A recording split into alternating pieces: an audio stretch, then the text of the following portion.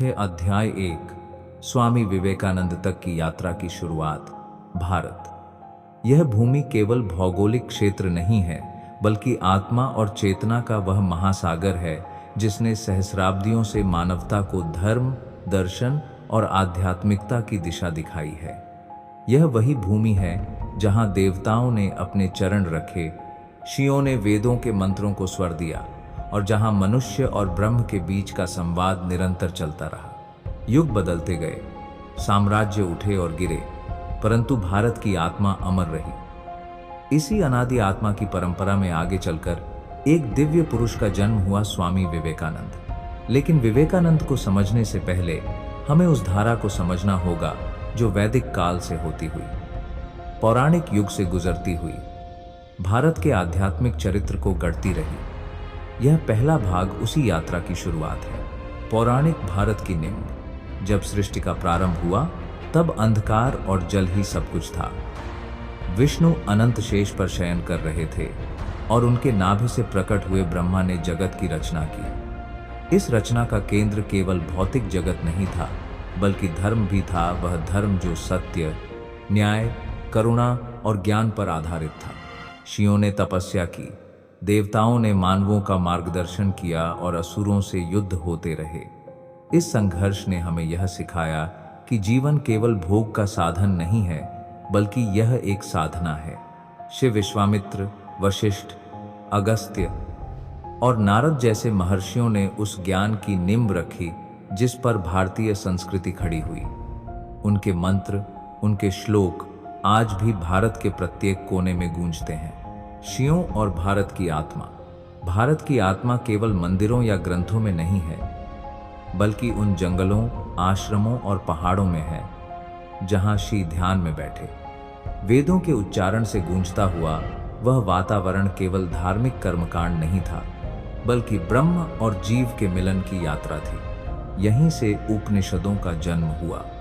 तत्त्वमसि, अहम ब्रह्मास्मि, सर्वम खल्विदम ब्रह्म।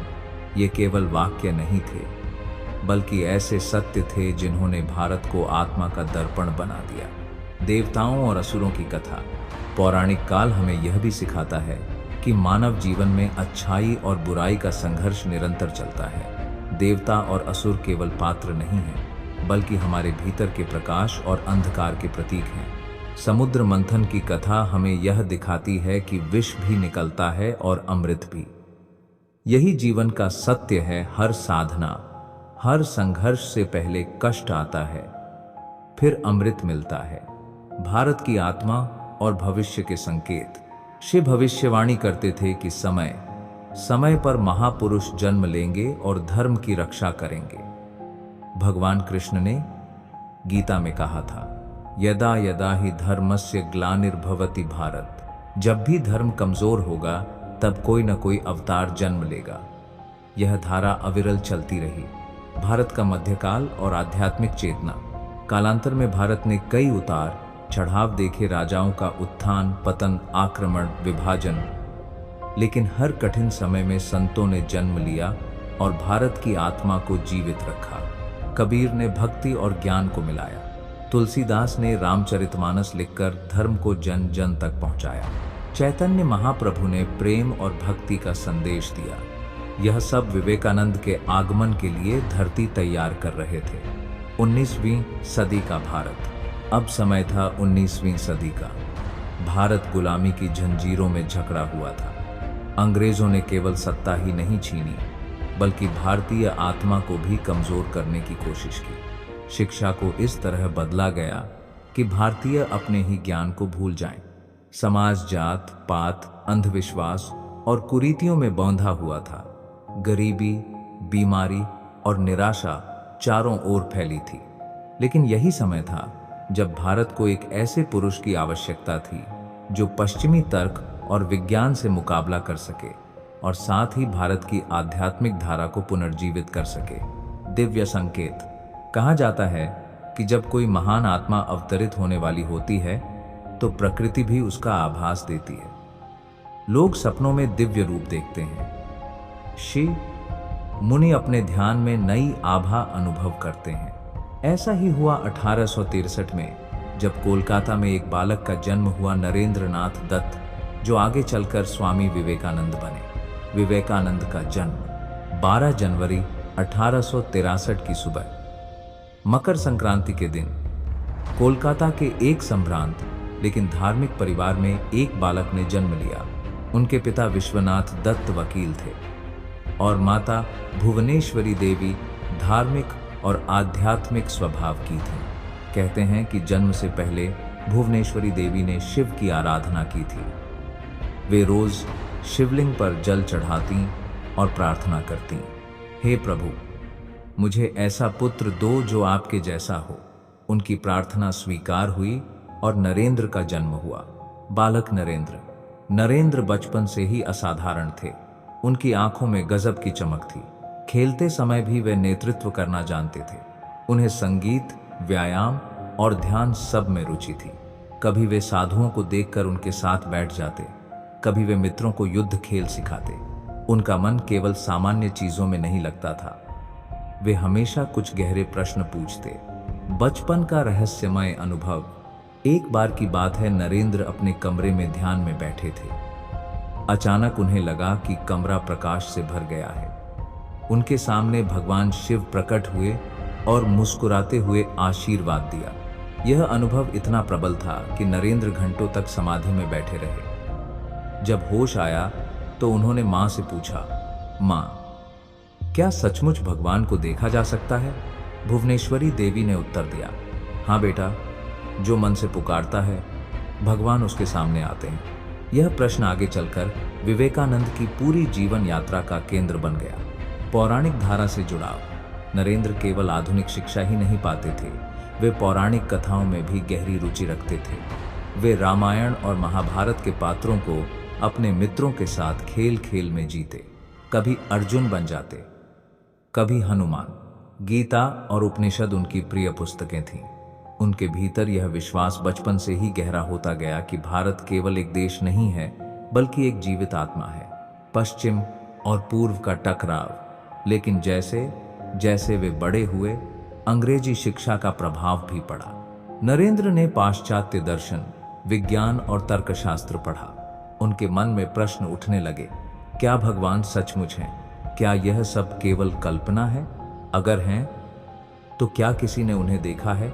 इन प्रश्नों ने उनके भीतर एक तूफान खड़ा कर दिया। भारत का भविष्य और विवेकानंद।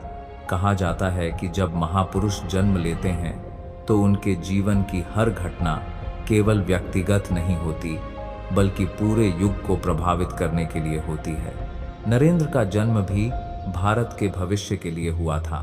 उनकी आत्मा में वह आग थी जो पश्चिमी तर्क और पूर्वी अध्यात्म को जोड़ सके, और यही कारण था कि नियति उन्हें धीरे धीरे उनके गुरु रामकृष्ण परमहंस के पास ले जाने वाली थी। प्रारंभ। संघर्षमय युवावस्था।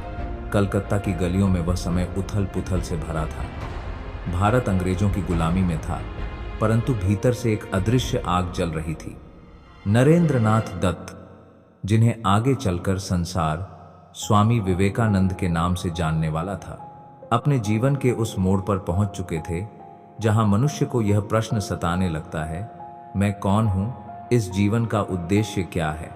नरेंद्र बचपन से ही प्रतिभाशाली थे। गायन, अध्ययन, तर्क वितर्क और शारीरिक बल सब में वे अद्वितीय। किंतु युवावस्था में जब जीवन की कठोर वास्तविकताएं सामने आईं, तब उनके मन में असंख्य प्रश्न उठने लगे। उनके पिता का अचानक देहांत हो गया। समृद्ध परिवार, जो कल तक वैभवशाली था, अब हण और निर्धनता में डूब गया। मां भुवनेश्वरी देवी ने साहस के साथ घर संभाला, लेकिन नरेंद्र के भीतर संघर्ष और गहरा हो गया। रातें उनकी जागते हुए गुजरतीं। कभी वे वेदांत के श्लोकों में उत्तर ढूंढते, कभी पश्चिमी दार्शनिकों के विचार पढ़कर समझने की कोशिश करते, लेकिन संतोष कहीं नहीं मिलता। भीतर का शून्य उन्हें खाता चला जाता। क्या तुमने ईश्वर को देखा है? उन दिनों वे विभिन्न संतों और विद्वानों के पास जाते, एक ही प्रश्न पूछते, क्या आपने ईश्वर को देखा है? कोई उन्हें शास्त्रों के उद्धरण सुनाता, कोई उपदेश देता, परंतु नरेंद्र को तर्क नहीं, अनुभव चाहिए था। उन्हें ऐसा व्यक्ति चाहिए था जिसने ईश्वर को केवल किताबों में नहीं, प्रत्यक्ष अनुभव में पाया हो। यह खोज ही उन्हें दक्षिणेश्वर के उस साधारण से कुटीर तक ले आई जहां श्री रामकृष्ण परमहंस रहते थे। बी रामकृष्ण से प्रथम भेंट। नरेंद्र और रामकृष्ण की पहली मुलाकात अद्भुत थी। नरेंद्र अपने मित्रों के साथ गए थे। रामकृष्ण ने उन्हें देखते ही जैसे पहचान लिया हो। वे भाव विभोर होकर बोले, ओ नारायण, तुम तो वही हो जिसका मैं इंतजार कर रहा था। नरेंद्र को यह बातें अजीब लगीं। वे तर्कशील थे, भक्ति भावनाओं से अधिक विवेक और प्रमाण में विश्वास करते थे। उन्होंने रामकृष्ण की सरलता और निष्कपट प्रेम देखा, पर भीतर कहीं संदेह बना रहा। रामकृष्ण ने उनके प्रश्न का उत्तर सीधे शब्दों में दिया, हाँ, मैंने ईश्वर को उतनी ही स्पष्टता से देखा है जितनी स्पष्टता से मैं तुम्हें देख रहा हूं। यह उत्तर नरेंद्र के हृदय में जैसे वज्रपात की तरह गिरा। वर्षों से वे जिस उत्तर की खोज कर रहे थे वह सामने था, किंतु उनका विवेक तुरंत सक्रिय हो गया। क्या यह व्यक्ति भ्रम में है या सचमुच इसने परमात्मा का साक्षात्कार किया है? आध्यात्मिक अनुभव की शुरुआत। रामकृष्ण का सानिध्य साधारण नहीं था। वे नरेंद्र के भीतर झांकते और उनकी आत्मा को जगाते। एक दिन उन्होंने नरेंद्र के सिर पर हाथ रखा। अचानक नरेंद्र को लगा कि चारों ओर सब कुछ घूम रहा है, संसार जैसे मिट गया हो। केवल असीम प्रकाश और अनंत आनंद बचा। डरकर नरेंद्र बोले, यह आप क्या कर रहे हैं? मेरी पढ़ाई, लिखाई, मेरा परिवार, सब कुछ तो गायब हो रहा है। रामकृष्ण मुस्कुराए, बेटा, यह तो केवल झलक है। जब समय आएगा तब तुम इस सागर में डूबोगे। संघर्ष, तर्क और श्रद्धा। नरेंद्र का स्वभाव विद्रोही था। वे किसी बात को अंधविश्वास से नहीं मानते थे। वे रामकृष्ण को बार बार परखते, कभी तीखे प्रश्न करते, कभी उनके व्यवहार का परीक्षण, लेकिन हर बार रामकृष्ण अपनी निश्चलता और दिव्यता से उन्हें जीत लेते। धीरे धीरे नरेंद्र को अनुभव हुआ कि यह केवल एक गुरु नहीं, बल्कि आत्मा के मार्गदर्शक हैं। फिर भी उनके भीतर संघर्ष चलता रहा। एक ओर पश्चिमी शिक्षा का तर्क विज्ञान, दूसरी ओर भारत की गूढ़ आध्यात्मिक परंपरा, निर्धनता और परीक्षा। घर की स्थिति और भी खराब हो गई। पिता की मृत्यु के बाद रिश्तेदारों ने मुंह मोड़ लिया। कभी कभी घर में खाने तक के लाले पड़ जाते। नरेंद्र नौकरी की तलाश करते, पर सफल नहीं होते। वे एक दिन ईश्वर से प्रार्थना करने दक्षिणेश्वर पहुंचे। रामकृष्ण ने कहा, आज मां काली के सामने जाओ और जो चाहो मांग लो। नरेंद्र गए, मां काली की मूर्ति के सामने खड़े हुए। उन्हें याद आया घर की गरीबी, मां की व्यथा। वे मांग सकते थे धन, नौकरी, सुख सुविधा, पर उनके होठों से निकला, मां, मुझे सच्चा ज्ञान दो, भक्ति दो और तेरा दर्शन दो। 3 बार गए, पर हर बार यही मांगा। लौटकर रामकृष्ण मुस्कुराए, देखा, तुम्हारे भीतर जो आत्मा है वह केवल ईश्वर को चाहती है, बाकी सब अपने आप मिलेगा। आत्मा की गहराई में उतरना। नरेंद्र धीरे धीरे रामकृष्ण की कृपा से आध्यात्मिक अनुभूतियों में डूबने लगे। कभी ध्यान में लीन होकर घंटों तक समाधि की स्थिति में रहते, कभी आंसुओं में डूब जाते। वे अब समझ चुके थे कि जीवन का उद्देश्य केवल रोटी रोजी नहीं, बल्कि आत्मा के भीतर छिपे सत्य को पाना है। रामकृष्ण कहते, तुम्हें दुनिया बदलनी है, तुम केवल साधक नहीं, युग निर्माता बनोगे। यह सुनकर नरेंद्र चकित रह जाते। वे सोचते, मैं एक निर्धन युवक संसार को बदलूंगा। रामकृष्ण की बीमारी और अंतिम संदेश। समय बीतने के साथ रामकृष्ण बीमार पड़ गए। उनके गले का कैंसर बढ़ गया। शिष्यगण सेवा करते, नरेंद्र भी लगातार साथ रहते। इस कठिन समय में नरेंद्र को जैसे अपने असली स्वरूप का आभास हुआ। रामकृष्ण ने उन्हें बुलाया और कहा, नरेंद्र, अब मैं जा रहा हूं, पर तुम मेरे स्थान पर सबका मार्गदर्शन करोगे। नरेंद्र ने रोते हुए कहा, गुरुदेव, मैं इतना योग्य नहीं। रामकृष्ण ने मुस्कुराकर कहा, जिस ईश्वर को मैंने अपने भीतर देखा है वही तुम में प्रकट होगा। जब कभी संदेह हो, आंखें बंद कर लेना और अनुभव करना कि मैं तुम्हारे साथ हूं। यह शब्द नरेंद्र की आत्मा में अमर हो गए। नया संकल्प, संन्यास का मार्ग। 1886 में रामकृष्ण परमहंस का देहावसान हुआ। उस दिन नरेंद्र और उनके साथियों ने संकल्प लिया कि वे अपना जीवन त्याग और सेवा को समर्पित करेंगे। उन्होंने एक छोटा सा मठ स्थापित किया, बेलूर मठ की नींव। यहीं से नरेंद्र का नया जीवन प्रारंभ हुआ।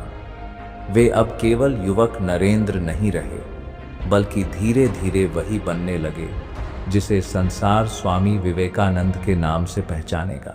फोड़लाट, आंतरिक संघर्ष और आत्मा की पुकार। संन्यास लेने के बाद भी उनका मन पूरी तरह शांत नहीं हुआ। वे भीतर भीतर ईश्वर की खोज में भटकते। कभी हिमालय चले जाते, कभी भारत के गांव-गांव घूमते, साधुओं की तरह भिक्षा मांगकर जीवन बिताते। इस यात्रा में उन्होंने भारत की वास्तविक तस्वीर देखी। गरीबी, भूख, अशिक्षा और पराधीनता से जूझता भारत। पर इसी के साथ उन्होंने देखा भारतीय आत्मा की गहराई, श्रद्धा, धैर्य और आध्यात्मिक शक्ति। एक दिन गंगा किनारे बैठे नरेंद्र ने संकल्प लिया, मेरा जीवन केवल मोक्ष की खोज तक सीमित नहीं रहेगा। मैं तब तक चैन से नहीं बैठूंगा जब तक इस सोई हुई राष्ट्रात्मा को जगाकर खड़ा न कर दूं। रामकृष्ण परमहंस का आशीर्वाद, उनकी वाणी और जीवन का संघर्ष सब मिलकर नरेंद्र को उस राह पर ले गए जहां से वे आगे चलकर विश्व को भारत की आत्मा का संदेश देंगे। यह केवल व्यक्तिगत यात्रा नहीं थी, बल्कि संपूर्ण भारत की आत्मा की पुकार थी जो विवेकानंद के रूप में बोलने लगी। युवक नरेंद्र से स्वामी विवेकानंद बनने की आध्यात्मिक गाथा। भारतीय इतिहास की धारा में वह क्षण सबसे महत्वपूर्ण था जब एक युवा, जिज्ञासु, तार्किक और तर्कशील लड़का, जिसका नाम नरेंद्रनाथ दत्त था, धीरे धीरे एक ऐसी ज्योति में बदल गया जिसने न केवल भारत बल्कि पूरे विश्व को आलोकित कर दिया। भाग 1 और भाग 2 में हमने देखा कि भारत की पौराणिक आत्मा, ऋषियों की साधना और प्राचीन संस्कृति ने किस प्रकार जन्मभूमि को तैयार किया। फिर उस भूमि पर नरेंद्र का बचपन और प्रारंभिक शिक्षा कैसे एक नए अध्याय की नींव बनी। अब इस भाग में हम विवेकानंद की युवावस्था, उनके मानसिक द्वंद्व, तर्कशीलता और फिर रामकृष्ण परमहंस से मिलन की अद्भुत यात्रा पर आगे बढ़ेंगे। नरेंद्र का तार्किक मस्तिष्क और युग की परिस्थितियां। नरेंद्रनाथ का जन्म उस समय हुआ था जब भारत गुलामी की जंजीरों में जकड़ा हुआ था। पश्चिमी शिक्षा प्रणाली भारत में फैल चुकी थी। युवा वर्ग अंग्रेजी सोच से प्रभावित हो रहा था। कुछ लोग पश्चिमी भौतिकवाद की ओर झुक रहे थे, तो कुछ लोग पुरानी परंपराओं को छोड़कर नास्तिकता की राह पकड़ चुके थे। नरेंद्रनाथ भी पश्चिमी दर्शन और विज्ञान के गहन अध्ययन में रुचि रखते थे। उनके मन में प्रश्न उठता, क्या ईश्वर का अस्तित्व है? यदि है तो उसे प्रत्यक्ष क्यों नहीं देखा जा सकता? वे किसी अंधविश्वास को मानने वाले व्यक्ति नहीं थे। हर चीज को तर्क की कसौटी पर कसते। यही कारण था कि जब भी वे किसी संत या ज्ञानी से मिलते तो उनसे केवल एक ही प्रश्न पूछते, क्या आपने भगवान को देखा है? कई विद्वानों से उन्होंने यह सवाल किया, लेकिन कोई संतोषजनक उत्तर नहीं मिला। किसी ने कहा, शास्त्र पढ़ो, वहां मिलेगा। किसी ने कहा, ध्यान करो, अनुभव होगा। लेकिन नरेंद्र का मन तब तक शांत नहीं हो सकता था जब तक वह प्रत्यक्ष अनुभव न कर लें। युवावस्था की बेचैनी और भटकन। नरेंद्र की बुद्धि तेज थी। वे संगीत में पारंगत थे, गायन में अद्भुत निपुणता थी। साथ ही दर्शन, साहित्य और इतिहास पर भी उनकी पकड़ मजबूत थी। कॉलेज में वे हंसी मजाक करने वाले, खुले विचारों वाले और खेलकूद में भी आगे रहने वाले छात्र थे। लेकिन इस बाहरी चंचलता के पीछे उनके भीतर गहरी बेचैनी थी। वे अक्सर सोचते, मानव जीवन का उद्देश्य क्या है? यदि हम केवल खाना, पीना, पढ़ना, लिखना और मर जाना है, तो इसमें और पशु पक्षियों में क्या अंतर रह गया? उनके दोस्त कहते, नरेंद्र, तुम बहुत सोचते हो। दुनिया जैसे चल रही है, वैसे चलने दो, दुनिया जैसे चल रही है। लेकिन नरेंद्र का मन मानने को तैयार नहीं था। उन्हें सत्य की खोज करनी थी और यही बेचैनी उन्हें हर दिशा में खींच रही थी। रामकृष्ण परमहंस से पहली मुलाकात 1881 में नरेंद्र को पहली बार रामकृष्ण परमहंस के बारे में सुनने का अवसर मिला। रामकृष्ण दक्षिणेश्वर के काली मंदिर में पुजारी थे, लेकिन साधारण पुजारी नहीं। वे एक ऐसे महात्मा थे जिन्होंने अपने जीवन में विभिन्न धर्मों और साधना पद्धतियों का अभ्यास करके अनुभव किया था कि हर मार्ग एक ही सत्य की ओर जाता है। नरेंद्र के शिक्षक ने उन्हें परमहंस से मिलने की सलाह दी। शुरुआत में नरेंद्र ने सोचा, एक साधारण पुजारी मुझे क्या समझा पाएगा। फिर भी जिज्ञासा के चलते वे दक्षिणेश्वर पहुंचे। रामकृष्ण ने उन्हें देखते ही पहचान लिया और कहा, ओह, आ गए मेरे नरेन, मैं तुम्हारा इंतजार कर रहा था। नरेंद्र चौंक गए। उन्हें लगा शायद यह साधु पागल है, लेकिन फिर भी उन्होंने वही प्रश्न पूछ डाला, क्या आपने भगवान को देखा है? रामकृष्ण परमहंस ने बिना हिचक उत्तर दिया, हाँ, मैंने भगवान को उतनी ही स्पष्टता से देखा है जितनी स्पष्टता से मैं अभी तुम्हें देख रहा हूं और तुम्हें भी दिखा सकता हूं। नरेंद्र स्तब्ध रह गए। यह पहला अवसर था जब किसी ने उनके सवाल का इतना निडर और सीधा उत्तर दिया। गुरु शिष्य संबंध की शुरुआत। रामकृष्ण परमहंस और नरेंद्रनाथ का संबंध साधारण गुरु शिष्य का नहीं था, बल्कि आत्मा और परमात्मा के मिलन जैसा था। रामकृष्ण जानते थे कि नरेंद्र ही वह व्यक्ति है जो उनके संदेश को आगे लेकर जाएगा। दूसरी ओर नरेंद्र अभी भी संदेहों से भरे हुए थे। वे रामकृष्ण की भक्ति, उनकी बाल सुलभ सहजता और उनकी आध्यात्मिक अनुभूतियों को परखना चाहते थे। कभी कभी नरेंद्र जानबूझकर कठिन सवाल पूछते ताकि परमहंस की परीक्षा ले सकें, लेकिन हर बार रामकृष्ण के उत्तर उन्हें और गहरे सोच में डाल देते। धीरे धीरे उनके भीतर का कठोर तर्क भी पिघलने लगा। रामकृष्ण कहा करते, नरेन, तुम्हारे भीतर अग्नि छुपी हुई है। एक दिन यही अग्नि विश्व को प्रकाशमान करेगी। आंतरिक संघर्ष और आत्मिक अनुभव। नरेंद्र अब रामकृष्ण के संपर्क में आने लगे, लेकिन वे पूरी तरह आत्मसमर्पण नहीं कर पाए।